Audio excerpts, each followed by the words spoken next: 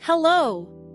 Ever wondered why a gold ring is yellow, but tiny particles of that same gold can be a brilliant red? Or how a solid block of silver is just a piece of metal, but nano-sized silver can be a powerful antibacterial agent? It's not magic, it's the incredible science of the nanoscale.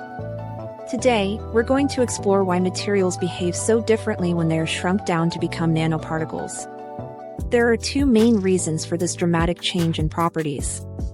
The first key factor is a massive increase in the surface area to volume ratio.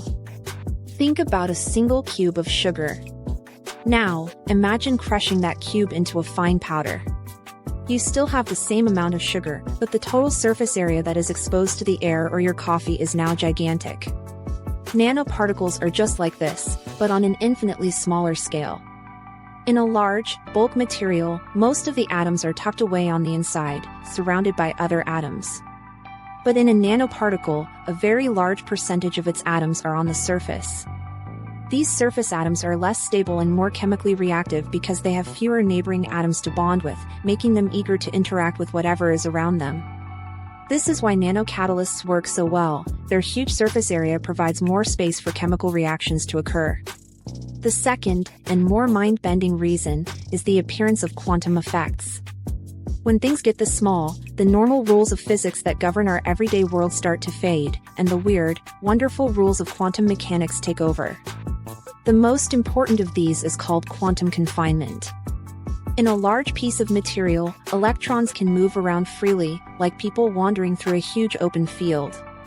But when you shrink that material down to the size of a nanoparticle, you are essentially trapping those electrons in a tiny box. This confinement fundamentally changes their energy levels and restricts how they can move and behave. This directly impacts how the nanoparticle interacts with light and electricity. Let's go back to our gold example.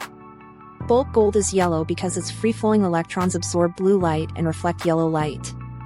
In a gold nanoparticle, however, the confined electrons can no longer absorb energy in the same way. Depending on the precise size of the nanoparticle, they interact with different wavelengths of light, causing them to appear red, purple, or blue. It's the same quantum confinement principle that allows quantum dots in modern TV screens to produce such vibrant and precise colors. So, the unique powers of nanoparticles come from this powerful combination of having a huge reactive surface and being governed by the strange rules of quantum physics. Thanks so much for watching and exploring this tiny world with us. If you found this explanation helpful and want to learn more about the science that shapes our universe, please consider liking this video and subscribing to support the channel. We'll see you in the next one.